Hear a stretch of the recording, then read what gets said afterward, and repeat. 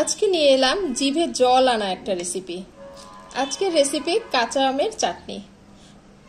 খুব অল্প উপকরণ দিয়ে দারুণ স্বাদের এই চাটনিটা আজকে আপনাদের তৈরি করে দেখাবো। আর কথা না বাড়াই, চলে যাচ্ছি রেসিপিতে। বিসমিল্লাহির রহমানির রহিম। আমি এখানে 3টা কাঁচা আম পরিষ্কার করে ধুয়ে নিয়েছি। এবারে এই আম 3টিকে আমি ভেতরের বিচি ফেলে তারপরে খোসা সহ টুকরো করে নিচ্ছি। আম 3টাকে আমি বিচি ফেলে দিয়ে এভাবে খোসা সহই টুকরো করে নিয়েছি। টুকরো করার পরে আমগুলো কিন্তু আমি আবার পরিষ্কার পানি দিয়ে ভালোভাবে ধুয়ে নিয়েছি। আমি একটা হাঁড়িতে পর্যাপ্ত পানি দিয়েছি। এবারে এই পানির ভেতরে আমি আমের টুকরোগুলো দিয়ে এগুলোকে সিদ্ধ করে নিব।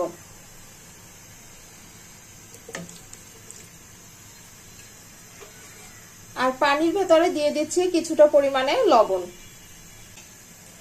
এবারে ঢাকনা দিয়ে ঢেকে দিচ্ছি আমগুলো সিদ্ধ হওয়ার জন্য। কিছুক্ষণ পরে ঢাকনাটা তুলে নিচ্ছি, দেখে নিচ্ছি আমগুলো সিদ্ধ হয়েছে কিনা। দেখুন, আম খুব ভালোভাবে সিদ্ধ হয়েছে, কিন্তু একেবারে গলে যায়নি। এখনই এই আমগুলোকে আমি পানি থেকে তুলে নিচ্ছি।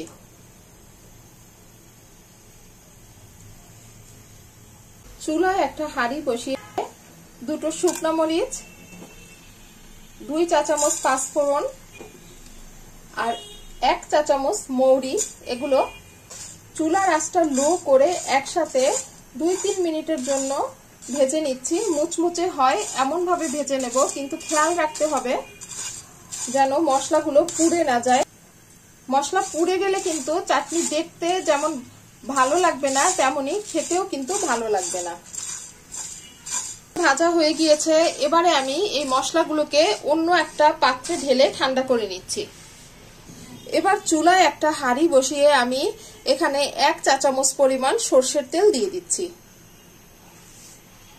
তেলের ভেতরে দিয়ে দিচ্ছি 2টো শুকনো মরিচ আর দিয়ে দিচ্ছি 1/2 চা চামচ পরিমাণ পাঁচফোড়ন।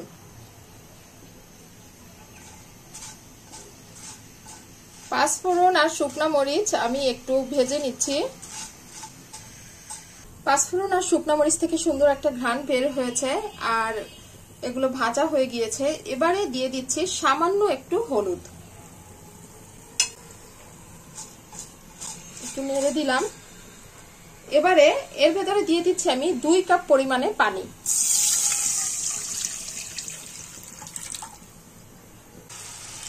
পানিটা ফুটতে শুরু করলে আমি এখানে দিয়ে দিচ্ছি 4 টেবিল চামচ পরিমাণে চিনি। আপনারা আমের টক বুঝে এবং যতটুকু মিষ্টি চান সেই অনুযায়ী চিনিটা দিয়ে দেবেন। চিনিটা গলে যাওয়ার জন্য অপেক্ষা করছি। এই ফাঁকে আমি আরো একটা কাজ সেরে নিচ্ছি। আমি যে মশলাটা ভেজে রেখেছিলাম সেটা অন্য পাত্রে ঢেলে ঠান্ডা করে নিয়েছি। এবারে একটা গ্রাইন্ডারে দিয়ে আমি এই মশলাটা গুঁড়ো করে নিচ্ছি। মশলাটা আমি গুঁড়ো করে নিয়েছি। আপনারা চাইলে কিন্তু এই মশলাটা শিলপাটায়ও এভাবে গ্রাইন্ডারে না দিয়ে গুঁড়ো করে নিতে পারেন। চিনিটা সম্পূর্ণ গলে গিয়েছে। এবারে আমি সেই সিদ্ধ করে রাখা আমগুলো পানির ভেতরে দিয়ে দিচ্ছি।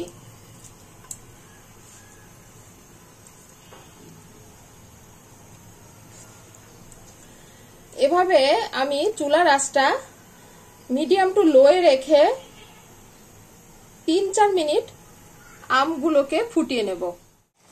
প্রায় 3-4 মিনিট ধরে আমি আমগুলো জাল দিয়ে নিয়েছি। এবারে একটু স্বাদটা দেখে আমি প্রয়োজন বোধে কিছুটা লবণ যোগ করে দেব।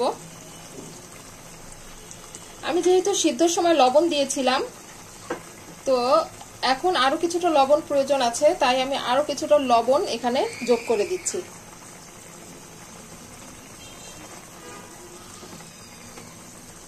এবারে যে ভাজা মশলাটা আমি গুঁড়ো করে রেখেছিলাম সেই মশলাটা থেকে আমি 1 চা চামচ পরিমাণ মশলার গুঁড়ো এখানে দিয়ে দিচ্ছি।